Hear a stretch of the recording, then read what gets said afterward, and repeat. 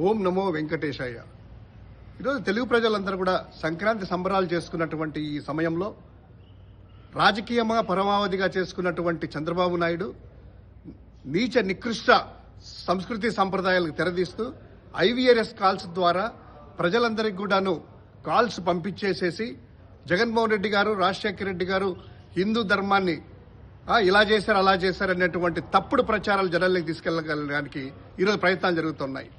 రాజకీయంగా జగన్మోహన్ రెడ్డి గారిని ఎదుర్కోలేక, ప్రజల్లో నిలదొక్కుకోలేక, అదేవిధంగా వాళ్ళు చేసినటువంటి ఈ పనులేవి కూడాను ప్రజలకు నచ్చక, చెప్పినటువంటి వాగ్దానాలు నెరవేర్చక ఈరోజు పూర్తిగా విఫలమవుతున్న సందర్భంలో ఏకైక ఎజెండాగా తిరుమల వెంకటేశ్వర స్వామిని తీసుకుని హిందూ మతస్థుల్ని, హైందవ సంస్థల్ని రెచ్చగొడుతూ ఈరోజు నీచ నికృష్ట సంస్కృతికి పాల్పడుతున్నారు.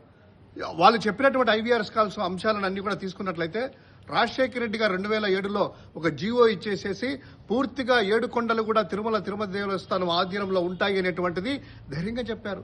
ఇక రెండవది, మీరు చెప్తున్నటువంటి ఆ యొక్క శిలలు పలకలు కానీ, దేవుళ్ళను కానీ, గుళ్ళను కూల్చడంలో రామతీర్థంలో రాముడి తల నరికిన వ్యక్తికి మీరు 5 లక్షల రూపాయలు సీఎం రిలీఫ్ ఫండ్ ద్వారా ఇచ్చి చంద్రబాబు నాయుడు వాళ్ళకి ఇచ్చి దీన్ని బట్టి అర్థం చేసుకోవచ్చు ఎవరు హిందువుల్ని రెచ్చగొడుతున్నారు, ఎవరి మీద తోస్తున్నారు అనేటువంటిది. ఇక రథం కాల్చిన దాంట్లో జగన్మోహన్ రెడ్డి గారు పూర్తిగా సిబిఐ విచారణకి ఆదేశించారు. తర్వాత ఎన్ని గుళ్ళు కట్టించారు ఏంటనేటువంటి తెలుసు. మీలాగా విజయవాడలో పుష్కరాలు అడ్డం పెట్టుకుని 40 గుళ్ళను కూల్చలేదు. ఆ గుళ్ళను రీప్లేస్ చేసి కట్టించింది జగన్మోహన్ రెడ్డి గారు. ఇక ఆ నెయ్యి సంబంధించినటువంటి మాట్లాడుతున్నారు. నెయ్యి మీ హయాంలో జరిగింది. ఆ కల్తీ నెయ్యి వచ్చినప్పుడు మీ ప్రభుత్వం, కొత్తగా ఏర్పడిన ప్రభుత్వంలో వచ్చేసి ఫైండ్ అవుట్ చేసి ఎన్నికి పంపించారు. తర్వాత అప్పుడేమన్నారు, జంతువుల కొవ్వు అన్నారు. తర్వాత పైనుంచి సుప్రీంకోర్టు మొట్టికాయలు వేస్తే కాదు వెజిటబుల్ ఫ్యాటీ అంటారు.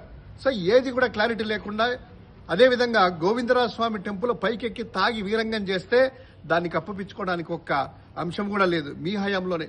ఇక మూడవది, పైన మందు సీసాల గురించి చెప్తున్నారు కదా తిరుమలలో.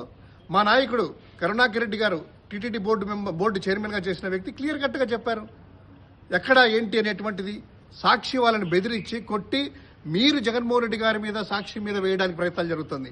మీ సెక్యూరిటీ ల్యాబ్స్, మీరు చేసినటువంటి నిర్వాహకం వల్ల పైన విచ్చలవిడిగా మందు దొరుకుతుంది అనేటువంటిది ఎక్స్పోజ్ అయితే దాన్ని సాక్షి మీదకి దోస్తున్నారు.